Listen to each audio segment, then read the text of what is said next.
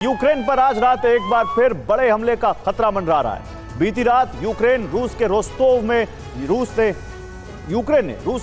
हमला किया और ये वही जगह है जहां से रूस के ज्यादातर ऑपरेशन ऑपरेट हो रहे हैं। खासतौर से फ्रंट लाइन का ये इलाका डोनेस्क में युद्ध के लिए बेहद अहम है। यूक्रेन ने रूस की सप्लाई लाइन काटने के लिए रोस्तोव के रेलवे स्टेशन को नुकसान पहुंचाया। रेल रूट के साथ सड़क और एयरबेस को भी टारगेट किया गया। अब यूक्रेन हाई अलर्ट पर है। यूक्रेनी सेना का दावा है कि रूस कीव पर मिसाइल हमले की तैयारी कर रहा है और रूसी बेस पर हलचल बढ़ गई है।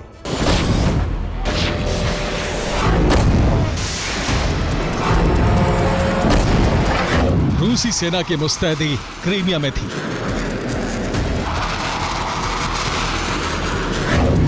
हमले का अलर्ट मॉस्को के लिए था। बेलगोरोद, लेनिनग्राद में air defence high alert mode में थे। लेकिन यूक्रेन का टारगेट बना एक नया रूसी इलाका।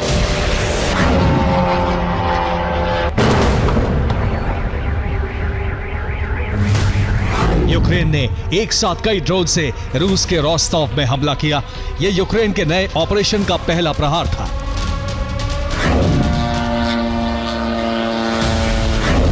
यूक्रेन ने रोस्तोव पर ताबड़तोड़ ड्रोन हमला किया। रूसी सेना ने हमलों को रोकने की कोशिश की।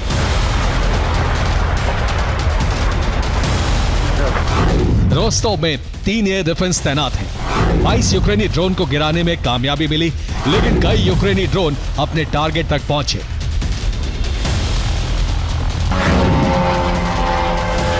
आसमान में ड्रोन की आवाज के बीच रोस्तोव में यह जोरदार धमाका हुआ। आसमान में आग का गोला दिखा। रोस्तोव में यह यूक्रेन का पहला कामयाब हमला था।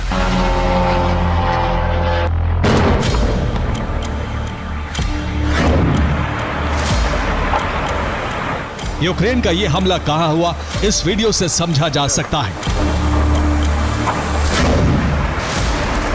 कई रेलवे ट्रैक के बीच खड़ी एक तेल ढोने वाली ट्रेन में आग लगी थी। यूक्रेन का हमला साल्स्क स्टेशन पर हुआ। यूक्रेन ने रेलवे स्टेशन पर ड्रोन से कई धमाके किए। ट्रेन के फ्यूल टैंकर में आग लग गई।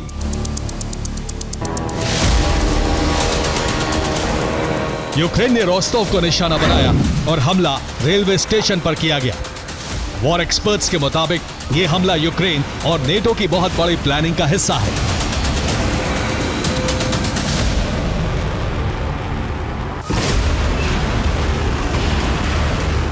विशेषज्ञों के मुताबिक यूक्रेन ने डोनेस्क मिशन की शुरुआत की है।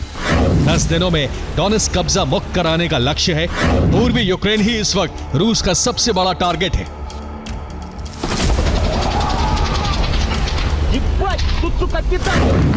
यूक्रेन ने ऑपरेशन डोनेस्क की शुरुआत के साथ ही रोस्तोव को निशाना क्यों बनाया, इसका अंदाजा आपको इस नक्शे को देखकर होगा।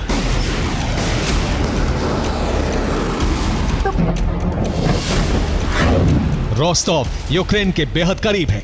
यह अजोव सागर से लगा फ्रंट लाइन का इलाका है। डोनेस्क की दूरी यहां से सिर्फ 270 किलोमीटर है। लुहांस्क से रोस्तोव की दूरी महज 210 किलोमीटर है।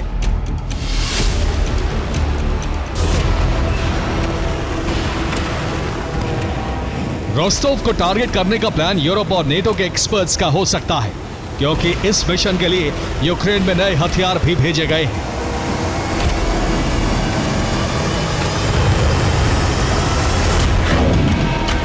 रिपोर्ट के मुताबिक ओडेसा में रूस के लगातार हमलों के बीच बेहद जोखिम भरे माहौल में भी एक विदेशी मालवाहक जहाज पहुंचा है।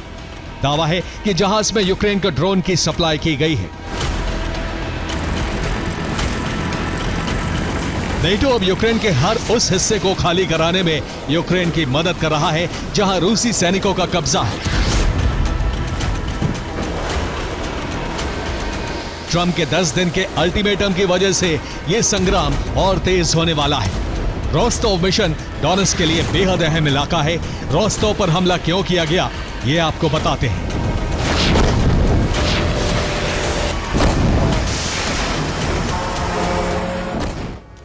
और यूक्रेन ने ऑपरेशन डोनेस्क की शुरुआत कर दी है और इसलिए रोस्तोव पर पहला प्रहार किया गया है। यूक्रेन ड्रोन से रोस्तोव के साल्स्क स्टेशन पर हमला यूक्रेन ने किया क्योंकि यह पूर्वी यूक्रेन का सप्लाई केंद्र है।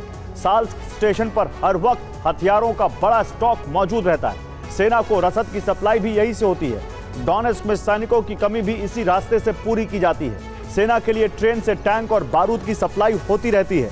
रोस्तोव में रेलवे स्टेशन को निशाना बनाने के साथ ही एयरबेस पर भी ड्रोन हमले किए गए।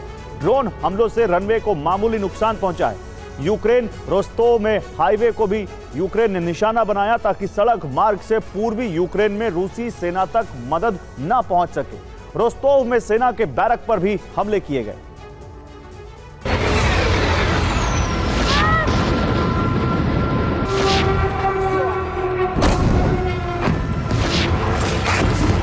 रूस के 2 सैन्य ठिकानों पर भी जबरदस्त धमाके हुए।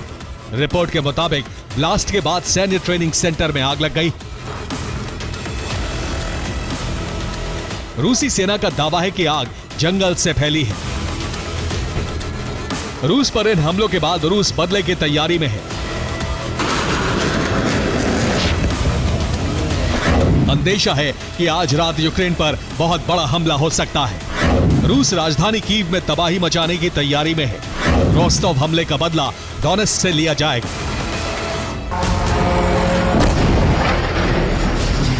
रिपोर्ट के मुताबिक रोस्तोव पर हमले के साथ डोनेस्क में भी यूक्रेन ड्रोन से हमलों की शुरुआत कर चुका है।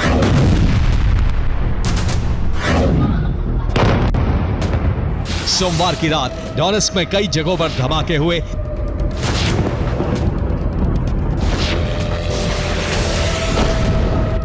रिपोर्ट के मुताबिक डोनेस्क में धमाकों के बाद अंधेरा छा गया। डोनेस्क में रूसी सेना ने 20 ड्रोन गिराए। डोनेस्क के कीव्स्की इलाके में आग लग गई। फिलहाल ट्रंप के अल्टीमेटम के बाद अगले 10 दिन को युद्ध के लिए बेहद अहम माना जा रहा है, क्योंकि इस दौरान रूस यूक्रेन में कब्जा बढ़ाने के लिए पूरी ताकत झोंकने वाला है। तो वहीं यूक्रेन और यूरोप रूस को रोकने की रणनीति बना रहे हैं। रिपोर्ट के मुताबिक डोनेस्क मिशन के लिए 1 लाख रूसी सैनिक तैयार हैं। डोनेस्क के बाहरी इलाकों पर कब्जे का मिशन शुरू होगा। डोनेस्क में यूक्रेनी सेना का संहार हो सकता है। दूसरी तरफ ज़ेलेंस्की की कोशिश ट्रंप के नए अल्टीमेटम के मुताबिक रूस को 10 से 12 दिन किसी बड़ी जीत से रोकना है।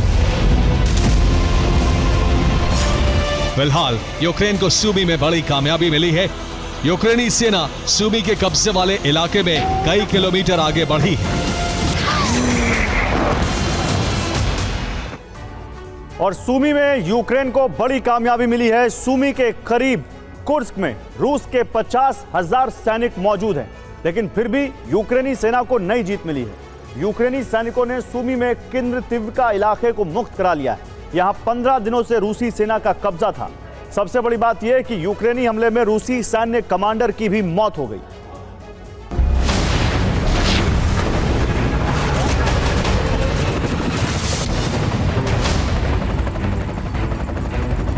रिपोर्ट के मुताबिक यूक्रेन सेना ने सूमी से रूस की 3 बटालियन को खदेड़ दिया है।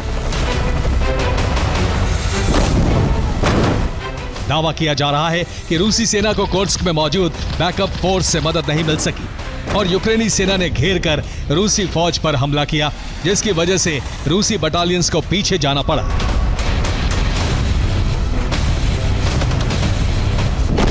यूक्रेन को कई देशों से आगे मिशन में मदद का भरोसा मिला है। लातविया यूक्रेन को बख्तरबंद लड़ाकू वाहन देने जा रहा है। लातविया यूक्रेन के साथ ड्रोन प्रोडक्शन भी करेगा। स्पेन यूक्रेनी सेना को ट्रेनिंग के साथ एयर डिफेंस देगा। जर्मनी से यूक्रेन को एक बार फिर IRIS-T एयर डिफेंस सिस्टम की सप्लाई की जाएगी। पहली बार 11 डिफेंस सिस्टम यूक्रेन भेजे जाएंगे। माना जा रहा है कि भविष्य में नेटो की मदद से यूक्रेन रूस को कड़ी चुनौती देने वाला है। Bureau report, TV9 Bharatvarsh. तो क्रेमलिन से विश्व युद्ध की चेतावनी जारी हो चुकी है। इस चेतावनी की वजह है अमेरिकी राष्ट्रपति ट्रंप की रूस को धमकी। ट्रंप ने कहा कि अगले 10 दिन में रूस सीज फायर के लिए तैयार नहीं हुआ तो प्रतिबंधों के लिए तैयार रहे। इस धमकी से पुतिन भड़के हुए हैं और रूसी सुरक्षा परिषद के डेप्यूटी चेयरमैन ने बयान जारी किया। मेदवेदेव ने कहा कि ट्रंप रूस को ईरान या इजराइल समझने की भूल ना करें। रूसी मीडिया ने कहा है कि अमेरिका नरक की आग में भस्म हो जाएगा। अगले 10 दिन बहुत अहम साबित होने वाले। पुतिन अगले 10 दिन में एक अहम इलाके पर हमले शुरू कर सकते हैं। देखिए कौन सा है वो इलाका, कैसे पुतिन ने की है कब्जे की तैयारी। ट्रंप का धैर्य जवाब दे चुका है, क्योंकि यूक्रेन पर रूस की बारूदी वर्षा नहीं रुक रही है।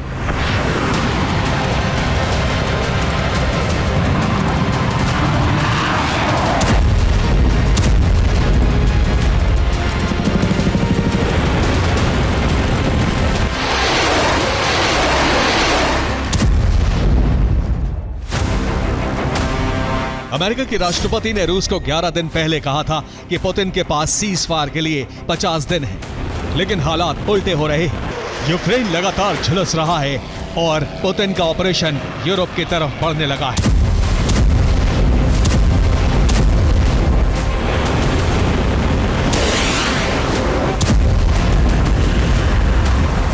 रूस ने 28 जुलाई को पश्चिमी यूक्रेन में पोलैंड की सीमा के करीब हमले किए। रूस के ड्रोन और मिसाइल पोलैंड की सीमा के बहुत करीब थे। सुरक्षा कारणों से पोलैंड को अपनी वायु सेना को अलर्ट करना पड़ा। पोलैंड के कई फाइटर जेट सीमा के करीब गश्त लगाते रहे। पुतिन के इस रुख से अमेरिका बहुत नाराज है और अब ट्रंप ने ऐलान कर दिया है कि वो 50 दिन की समय सीमा घटाने वाले हैं।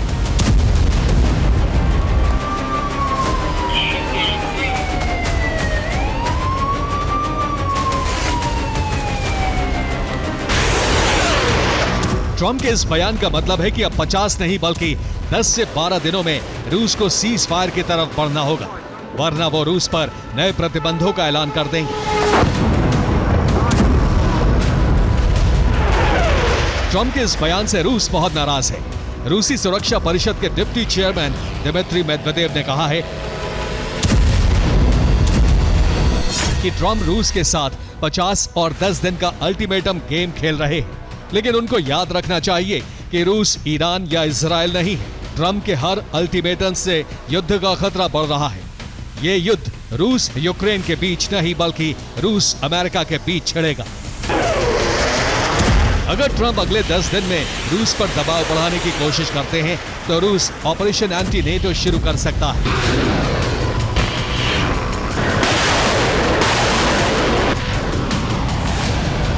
पुतिन का अगला टारगेट नेटो देश हो सकते हैं। इस ऑपरेशन की तैयारी कर ली गई है और पुतिन का पहला टारगेट हो सकता है सुवाल्की गैप। और अगर अमेरिका और नेटो से रूस का विवाद बढ़ता है तो अगले 10 दिन के अंदर रूस लिथुआनिया और पोलैंड के बीच सुवाल्की गैप पर हमला कर सकता है। सुवाल्की गैप रूस के कैलिनिनग्राद न्यूक्लियर बेस और बेलारूस के बीच पड़ता है। रूसी सेना कैलिनिनग्राद और बेलारूस की तरफ से इस पट्टी पर हमला बोल सकती है। यह पट्टी लिथुआनिया और पोलैंड के बीच एकमात्र जमीनी कनेक्शन है। इस पर अगर रूस का कब्जा होता है तो वो अपने कैलिनिनग्राद बेस से जमीन के रास्ते सीधे जुड़ जाएगा। लेकिन इस पॉइंट पर हमले का मतलब है नेटो से सीधी जंग और ये विश्व युद्ध में बदल सकती है।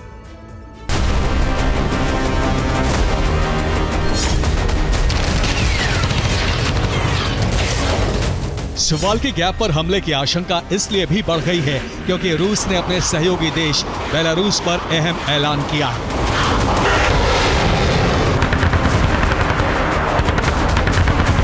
रूस ने कहा है कि बहुत जल्द राष्ट्रपति पुतिन बेलारूस का दौरा करेंगे। सुवाल्की गैप पर जमीनी हमले के लिए बेलारूस बहुत अहम है।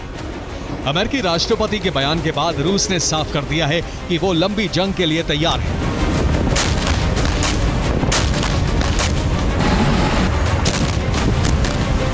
रूस के विदेश मंत्री सरगेई लावरोव ने कहा है कि हमें अभी बहुत कुछ करना है। मुख्य काम है दुश्मन को हराना।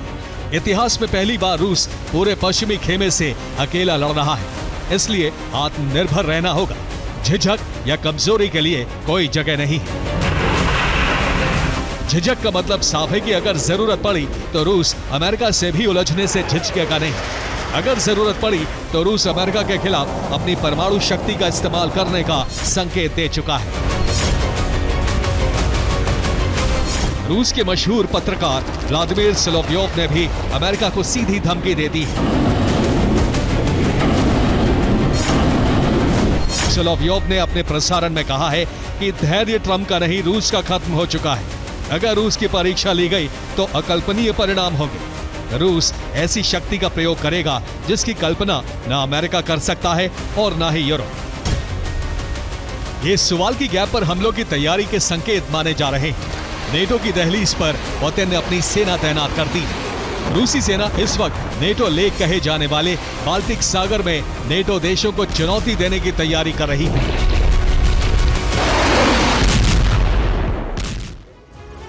और बाल्टिक सागर में रूसी नौसेना की बड़ी तैनाती कर दी गई है। रूस के युद्धपोत मिसाइल हमलों का अभ्यास कर रहे हैं। UUV यानी अनमैन्ड अंडर वाटर व्हीकल से सबमरीन और युद्धपोत जैसे टारगेट पर हमले करने का अभ्यास किया जा रहा है। रूस की नौसेना कैलिनिनग्राद के करीब है और लगातार मॉक टारगेट पर हमले कर रही है। माना जा रहा है कि यह सुवाल्की पर हमले की तैयारी है। इस रिपोर्ट से चिंतित जर्मनी ने बाल्टिक सागर में जासूसी जहाज भेजे हैं। नेटो देशों की सेनाएं रूसी सेना के ऑपरेशन पर नजर रखे हुए हैं।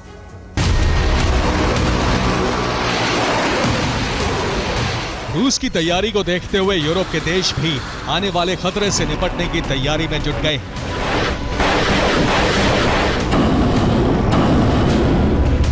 रोमानिया ने अपने तटीय इलाकों में मिसाइलों की तैनाती बढ़ाने की तैयारी तेज कर दी है। रोमानिया के तटीय इलाकों में NSM यानी नेवल स्ट्राइक मिसाइल की तैनाती की जाएगी। इन मिसाइलों से युद्धपोत और सबमरीन पर हमले किए जा सकते हैं। रोमानिया और पोलैंड की सेना नेवल स्ट्राइक मिसाइलों से नॉर्वे में युद्धाभ्यास भी कर चुकी है। रूस और नेटो के बीच जंग की आशंका बढ़ती जा रही है। अगर ट्रंप अगले 10 दिन में रूस के खिलाफ कोई बड़ा और कड़ा फैसला लेते हैं तो हालात बहुत बिगड़ सकते हैं। Bureau report, TV9 Bharatvarsh. रूस यूक्रेन जंग में ड्रोन्स ने सबसे ज्यादा तबाही मचाई है, जिसमें ईरान का शाहिद ड्रोन टॉप पर है। अब पुतिन इस घातक ड्रोन को अपग्रेड करने वाले हैं। शाहिद को जेट ड्रोन में बदलने की तैयारी, जिससे यूक्रेन में दहशत है। इस बीच अमेरिका बहुत जल्द अपने नए ड्रोन्स का परीक्षण करने वाला है। दरअसल एक रिपोर्ट में दावा है कि जंग शुरू होने के बाद से यूक्रेन में करीब 50 अलग अलग ड्रोन्स का इस्तेमाल हुआ है और इसमें ज्यादातर ड्रोन यूरोपीय देशों के। सवाल है कि क्या यूक्रेन ड्रोन परीक्षण का मैदान बन गया? आइए दिखाते हैं आपको।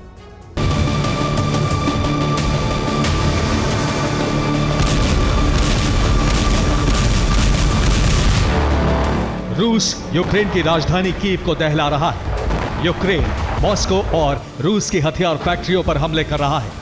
तबाही दोनों तरफ है और तबाही मचाने वाला हथियार भी लगभग एक जैसा है। UAV अनमैन्ड एरियल व्हीकल, सीधे शब्दों में कहें तो ड्रोन।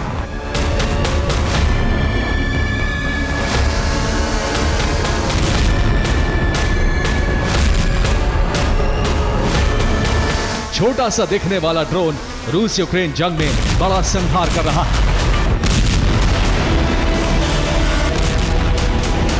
सबसे ज्यादा तबाही मचा रहा है। ड्रोन वॉर में बदल चुकी रूस यूक्रेन की जंग इसी दिशा में एक और कदम आगे बढ़ चुकी है।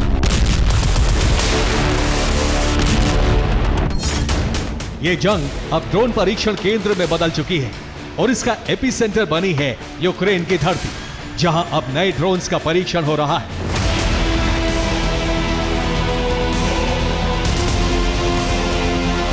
रूस, अमेरिका और यूरोप के सभी मुल्क अपने नए ड्रोन्स का परीक्षण यूक्रेन की जमीन पर या तो कर रहे हैं या भविष्य में करने की तैयारी में हैं।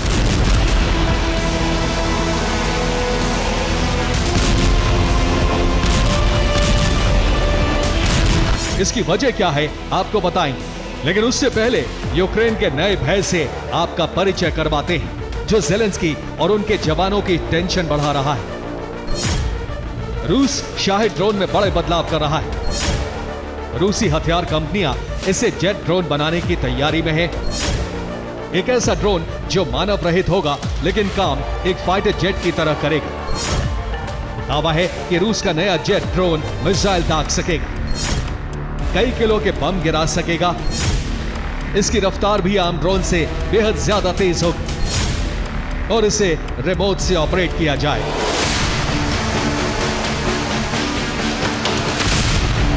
हालांकि रूस इसे बनाने में कहां तक कामयाब हुआ है अभी इसकी जानकारी सामने नहीं आई है, लेकिन यूक्रेन का दावा है कि बहुत जल्द पुतिन इस जेट ड्रोन का परीक्षण यूक्रेन के वॉर ग्राउंड में करने वाले हैं।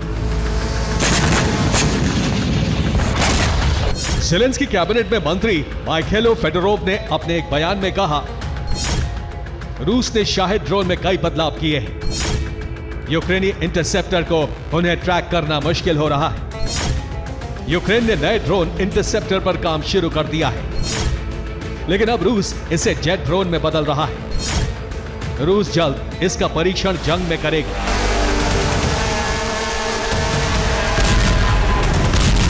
यूक्रेन को डर है कि रूस के नए जेट ड्रोन को रोकना बेहद ज्यादा मुश्किल होने वाला है, लेकिन ज़ेलेंस्की की टेंशन सिर्फ इतनी भर नहीं है। ड्रोन जेट पर भले ही अभी काम जारी है, लेकिन रूस ने नया ड्रोन टैंक तैयार कर लिया है, जिसका एक वीडियो भी सामने आया है।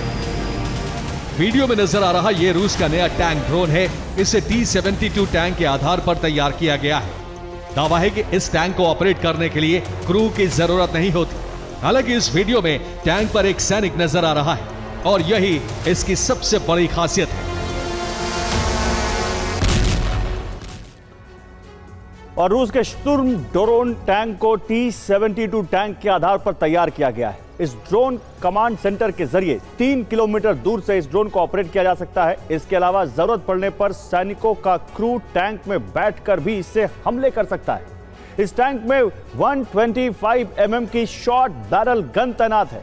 इसके अलावा एक 7.62 mm की मशीन गन भी लगी है। टैंक के ठीक सामने माइन रोलर लगाया गया है ताकि जमीन में मौजूद एंटी टैंक माइन से इसे बचाया जा सके। ड्रोन टैंक की रफ्तार 40 किलोमीटर प्रति घंटा है। रूस इसके 4 और मॉडल भी तैयार करने वाला है जो रॉकेट लॉन्चर से भी लैस होंगे। रूस के ड्रोन टैंक की 2 बड़ी खासियत है। नंबर 1, ये 10 से 15 एंटी टैंक ग्रेनेड के हमलों को आसानी से झेल सकता है और इसके साथ ही 1 या 2 एंटी टैंक माइन के धमाके भी इस पर बेअसर है।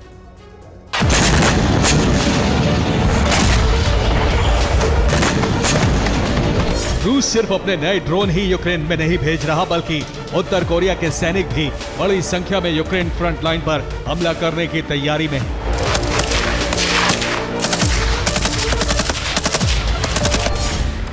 एक रिपोर्ट के मुताबिक उत्तर कोरिया ने अपने 30,000 जवान रूस भेज दिए हैं। इन उत्तर कोरियाई सैनिकों की ट्रेनिंग रूस में जारी है। बहुत जल्द इन्हें यूक्रेन के वॉर ग्राउंड में भेजा जाएगा।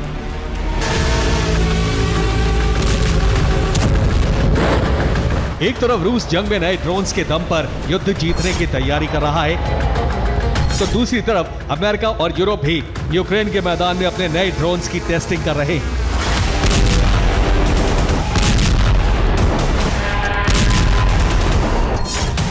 एक रिपोर्ट के मुताबिक फरवरी 2022 से अब तक यूक्रेन जंग में 50 अलग अलग ड्रोन उतारे गए हैं। इनमें सबसे ज्यादा ड्रोन जर्मनी, फ्रांस, ब्रिटेन और पोलैंड के हैं।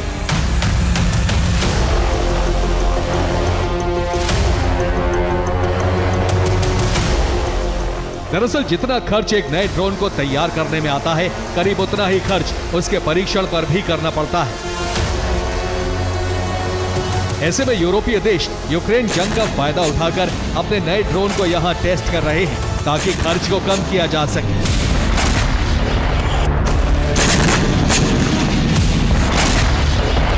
दावा है कि जर्मनी अब अपने नए UGV ज़ीज़ल ड्रोन का परीक्षण यूक्रेन में करने वाला है। यह जर्मनी का ग्राउंड ड्रोन है। इस ड्रोन का वजन 350 किलो है। वहीं इसकी लंबाई करीब 4 फीट है, जिसका प्रमुख काम वॉर ग्राउंड में हथियार ट्रांसफर करना है, लेकिन खतरे को भांपकर यह हमला भी कर सकता है। जर्मनी और दूसरे यूरोपीय देशों की तरह ही अब अमेरिका भी यूक्रेन के वॉर ग्राउंड का इस्तेमाल अपने ड्रोन्स की टेस्टिंग के लिए करने की तैयारी में है। दावा है कि अमेरिकी सेना में लगातार इसकी मांग तेज हो रही है। अमेरिका की डिफेंस इनोवेशन यूनिट यानी DIU और अमेरिकी रक्षा विभाग इसके पक्ष में है। उनका मानना है कि ड्रोन्स का परीक्षण यूक्रेन जैसे हालातों में होना चाहिए। माना जा रहा है कि अमेरिका जल्द अपने ड्रोन यूक्रेन में टेस्ट करने के लिए भेज सकता है। यानी ये कहना गलत नहीं होगा कि यूक्रेन जंग अब सुपर पावर्स के हथियार परीक्षण का केंद्र बन चुकी है, जो इस पर मोहर लगाता है कि आने वाले दिनों में यूक्रेन की जंग और ज्यादा भीषण होने वाली है। Bureau report, TV9 Bharat. मध्य पूर्व के मोर्चे पर जारी तनाव अब सिर्फ ईरान, इजरायल और अमेरिका तक सीमित नहीं रहा। इस मोर्चे पर ईरान को समर्थन देने के लिए रूस और चीन भी मैदान में उतर चुके हैं। शुरुआत ठीक अमेरिका के पैटर्न पर हुई है, पहले हथियारों की सप्लाई और जरूरत पड़ने पर युद्ध में सहयोग। हालांकि अभी तक रूस चीन किस तरह की भूमिका निभाएंगे ये साफ नहीं है, लेकिन हालात बहुत कुछ कह रहे हैं। आखिर क्या है इस क्षेत्र के हालात, देखिए इस रिपोर्ट में।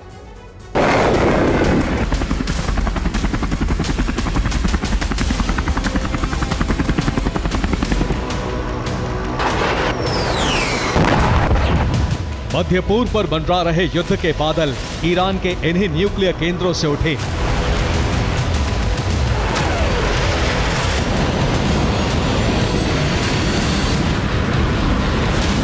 इजरायल और अमेरिका में उठे डर के बवंडर का एपिसेंटर भी ईरान के यही न्यूक्लियर ठिकाने हैं। कई कोशिशों के बावजूद इजरायल और अमेरिका इन्हें तबाह करने में नाकाम रहे।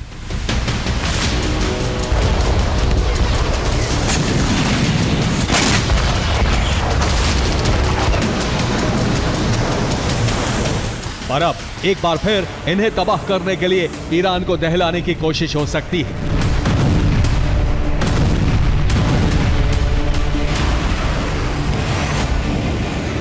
लेकिन इस बार जंग का स्वरूप पूरी तरह से बदल जाएगा।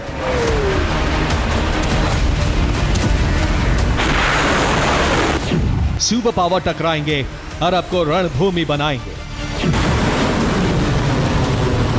अरब के मोर्चे पर युद्ध की तैयारी अब सिर्फ ईरान, इजराइल और अमेरिका तक सीमित नहीं रही, बल्कि इस तैयारी में अब शक्ति के दूसरे ध्रुव के शामिल होने की आशंका बहुत ज्यादा बढ़ गई है, जिसका पहला प्रमाण है ईरान के वो इरादे जो जाहिर हो चुके हैं।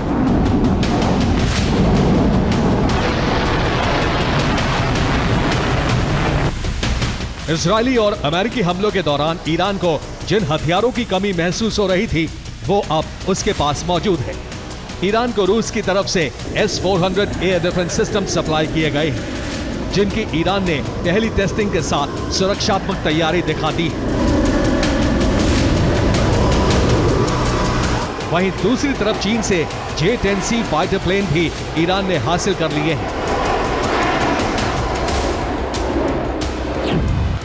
ये वही J-10C प्लेन हैं जिन्हें ईरान ने चीन से हासिल किया है और इसकी क्षमता बढ़ाने वाली PL-15 मिसाइल भी प्राप्त कर ली है।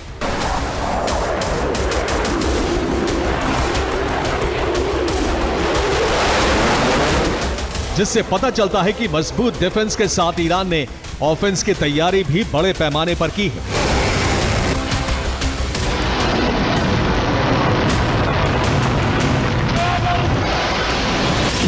इसका सीधा मतलब है कि अब इजराइल और अमेरिकी हमले हुए तो ईरान जवाब देगा और यूरेनियम संवर्धन से जुड़ी ट्रंप की कोई भी शर्त नहीं मानेगा। यानी जिस न्यूक्लियर शक्ति के लिए ट्रंप ईरान के मोर्चे पर दिलचस्पी दिखा रहे हैं, ईरान उसमें किसी का दखल बर्दाश्त नहीं करेगा और अगर हमला हुआ तो जवाब ही देगा। और इन इरादों को शब्दों का रूप ईरान का विदेश मंत्रालय भी दे चुका है। हालांकि ईरान ने अपने इरादों को शब्द उस समय दिए हैं जब ट्रंप की तरफ से ईरान के लिए एक चेतावनी जारी की गई, जिसमें कहा गया कि ईरान की तरफ से हमें बुरे संकेत मिल रहे हैं। अगर ईरान परमाणु हथियार का निर्माण शुरू करता है तो हम बहुत जल्द पूरे ईरान को मिटा कर रख देंगे। और ये संभव भी है क्योंकि ट्रंप ने रूस को एक नई डेडलाइन दी है। इस डेडलाइन में अगर यूक्रेन रूस मसले का हल नहीं निकला तो ट्रंप अपमानित होने से बचने के लिए दुनिया का ध्यान भटकाकर मध्य पूर्व की तरफ ले जाएंगे। हालांकि ट्रंप की चेतावनी का एक और पक्ष भी है। ये पक्ष है ईरान में दिख रही हलचल। अमेरिका को मिले इनपुट के अनुसार ईरान के इस्फहान परमाणु संयंत्र के प्रवेश द्वार पर गतिविधि बढ़ी है। भूमिगत न्यूक्लियर प्लांट का जो द्वार मिट्टी से भर दिया गया था, वहां कई वाहन खड़े नजर आए हैं। दावे के तहत जो वाहन इस्फहान पहुंचे हैं उसमें भारी मशीनें लोड थी। जिससे अनुमान लगाया गया है कि ईरान ने न सिर्फ यूरेनियम संवर्धन का काम दोबारा शुरू कर दिया है, बल्कि इसकी गति भी तेज कर दी है।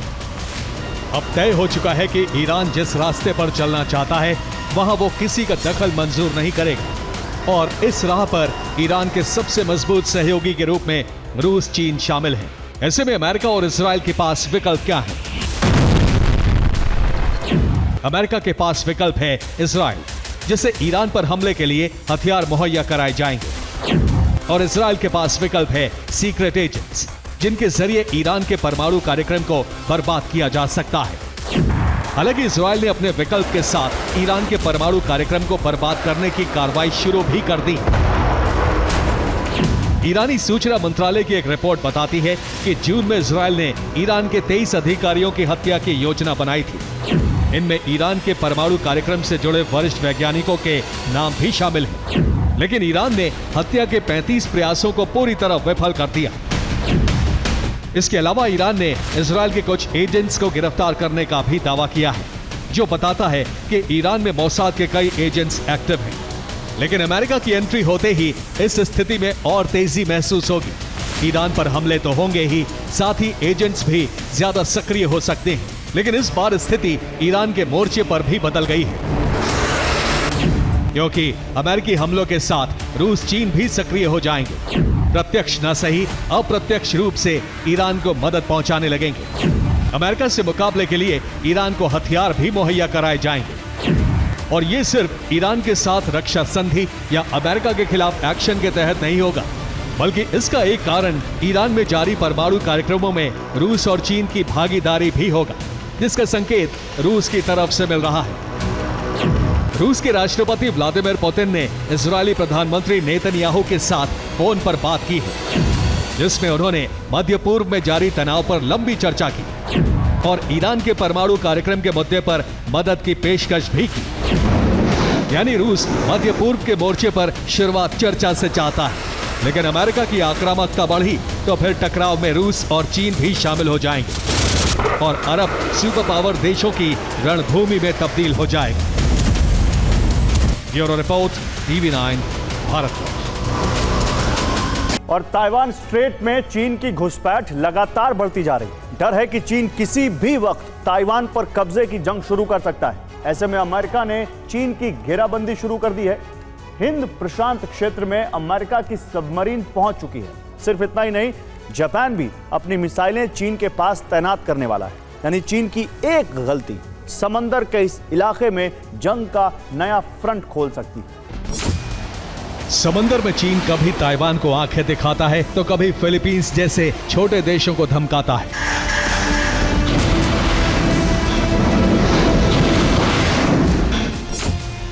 लेकिन अब अमेरिका ने अपने सहयोगी देशों के साथ मिलकर चीन की घेराबंदी शुरू कर दी है, ताकि चीन के विस्तारवादी मंसूबों पर लगाम लगाई जा सके।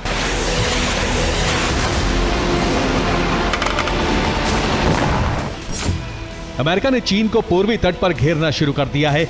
अमेरिका इसके आसपास नौसैनिक तैनाती बढ़ा रहा है। लगातार अमेरिकी सबमरीन की डिप्लॉयमेंट बढ़ाई जा रही है।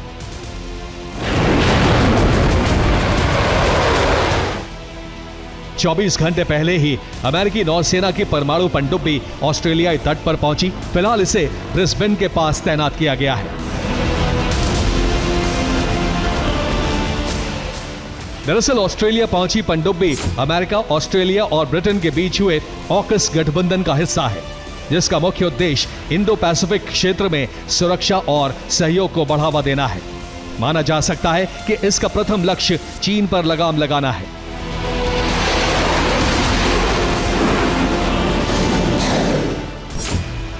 यही वजह है कि अमेरिका ने इंडो पैसिफिक में यूएसएस ओहायो सबमरीन को तैनात किया है। इसके अलावा जल्द 2 और अमेरिकी पनडुब्बियां यहां पहुंच सकती हैं। इधर अमेरिका ने जापान के जरिए भी चीन को घेरना शुरू कर दिया है। अमेरिका का सहयोगी जापान अपनी टाइप 12 एंटी शिप मिसाइलों को चीन के करीब तैनात करने वाला है। जापान ने एंटी शिप मिसाइलों को क्यूशु द्वीप पर तैनात करने का फैसला किया है। टाइप 12 एंटी शिप मिसाइलों की रेंज 1000 किलोमीटर है। क्यूशु से चीन की दूरी 800 किलोमीटर है। यहाँ मिसाइलें तैनात होने से चीन के तटीय क्षेत्र और नौसैनिक अड्डे जापान की टारगेट रेंज में होंगे। सिर्फ इतना ही नहीं, दावा है कि जापान ओकिनावा द्वीप पर भी इन मिसाइलों की तैनाती कर सकता है, जहां से चीन की दूरी महज 450 किलोमीटर है।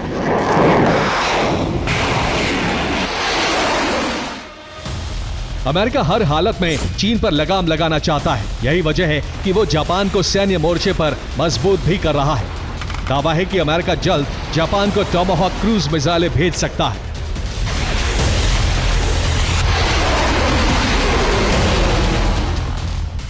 डोनाल्ड ट्रंप के इस प्लान से शी जिनपिंग अच्छी तरह वाकिफ हैं। वो ये भी जानते हैं कि समंदर के इस हिस्से में जापान अमेरिका की कमजोर नस है। यही वजह है कि चीन ने जापान में घुसपैठ शुरू कर दी।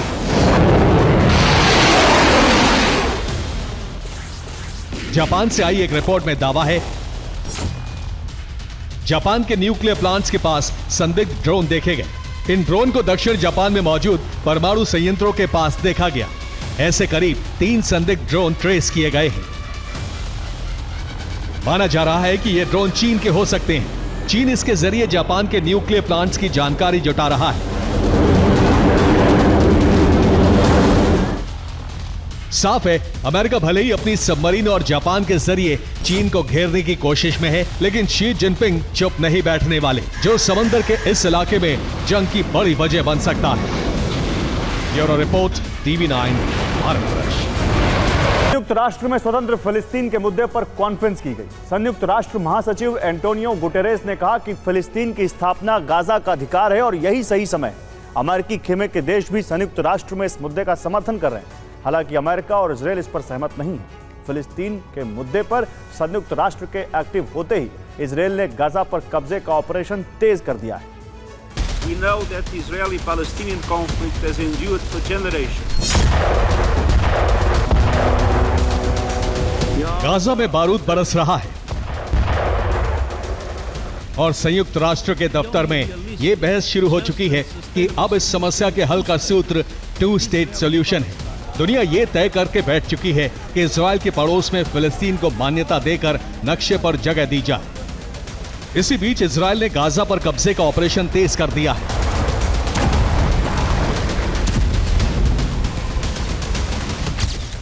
नेतन्याहू का प्लान है कि फिलिस्तीन पर यूएन के फैसले से पहले गाजा का बड़ा हिस्सा इजरायली कब्जे में आ जाए। इसीलिए नेतन्याहू ने एक प्रस्ताव लाने का ऐलान किया है। इसके मुताबिक हमास अगर बंधकों की रिहाई पर दिए गए प्रस्ताव को ठुकराता है तो इजरायल गाजा के अलग अलग हिस्सों को नियंत्रण में लेना शुरू कर देगा। जितनी बार प्रस्ताव ठुकराया जाएगा उतनी बार गाजा का एक हिस्सा इजरायल में शामिल कर लिया जाएगा। इजरायली अखबार के मुताबिक नेतन्याहू ने अपने करीबी मंत्रियों के सामने यह प्रस्ताव रखा है और बहुत जल्द इस पर सहमति बन सकती है। इस प्रस्ताव को ट्रंप का समर्थन भी मिल सकता है। ट्रंप ने कहा है कि वो नेतन्याहू के संपर्क में है। अगर इजरायली बंधकों की वापसी नहीं होती है तो भविष्य में बड़े घटनाक्रम तय हैं। गाजा के बड़े इलाके को इजरायल ने समतल कर दिया है और बाकी बचे गाजा में जंग जारी है। जंग का साइड इफेक्ट यह है कि गाजा में भूखमरी फैल चुकी है। गाजा के बच्चे खाक छान कर खाना बीन रहे हैं, खाना बीन कर फिर उसकी खाक छान रहे हैं। हालात ये हो चुके हैं कि रोजाना भूख से मरने वालों की गिनती बढ़ रही है। लेकिन अरसे बाद गाजा के लिए राहत की खबर यह रही कि अब जमीन के रास्ते राहत सामग्री पहुंचने लगी है। मिस्र की तरफ से बॉर्डर खोल दिया गया है। गाजा में 5000 ट्रक राहत सामग्री भेजी गई है, जिससे भूखमरी की रफ्तार कम हो सकती है। लेकिन जरूरत ज्यादा है और आपूर्ति कम। मिस्र के राष्ट्रपति ने कहा है कि गाजा में रोजाना 700 ट्रक राहत सामग्री की जरूरत होगी। खाना पहुंचना शुरू हो चुका है, लेकिन यह तय होना बाकी है कि गाजा पट्टी फिलिस्तीन बनेगी या इजरायली विस्तार में गुम हो जाएगी। Bureau report, TV9 Bharatvarsh. Thailand और कंबोडिया के बीच संघर्ष पर द्विपक्षीय सहमति के साथ विराम लग गया है, लेकिन सीमा पर तनाव अब तक कम नहीं हुआ है। अब सवाल यह है कि यही स्थिति कब तक बनी रहेगी। जवाब आपको इस रिपोर्ट में दिखाते हैं।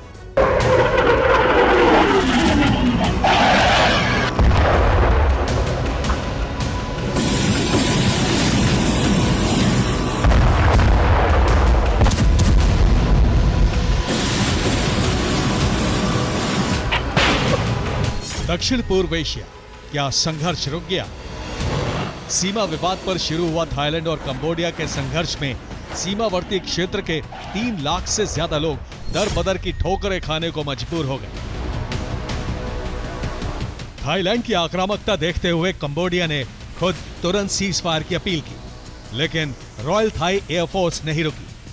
थाईलैंड ने F-16 से भीषण बमबारी की। ताक वाई मंदिर का रास्ता कंबोडिया के लिए काट दिया, जिससे कंबोडिया की सीमा पर तैनात टैंक से फायरिंग रुक गई।